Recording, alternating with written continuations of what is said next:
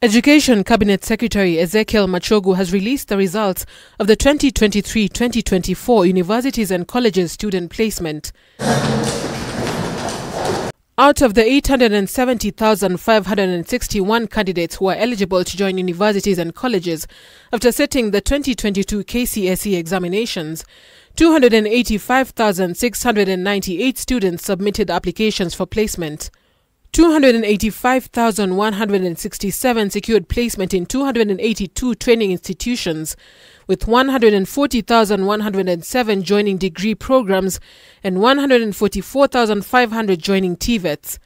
560 applicants have secured placement at teacher training colleges. 9,673 applicants who qualified for degree courses from the 2022 KCSE cohort opted to be placed in TVET institutions.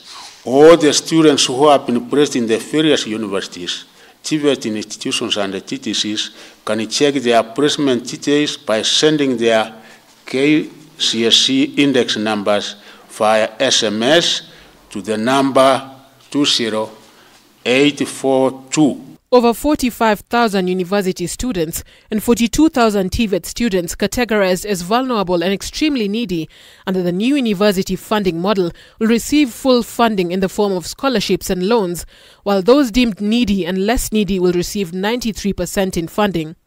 Level of need will be determined through a means testing instrument that will take into account students' family background and demographic data.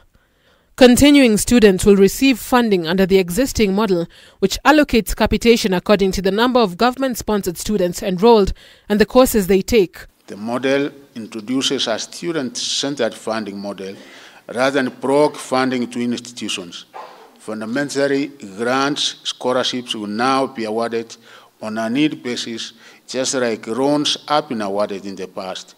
Civil society groups have, however, called for the suspension of the model, saying it is discriminatory and was not subjected to public participation. University education reform has been high on the agenda of the Presidential Working Party on Education Reforms, which is expected to release its final report on Tuesday, more than a month after its term ended.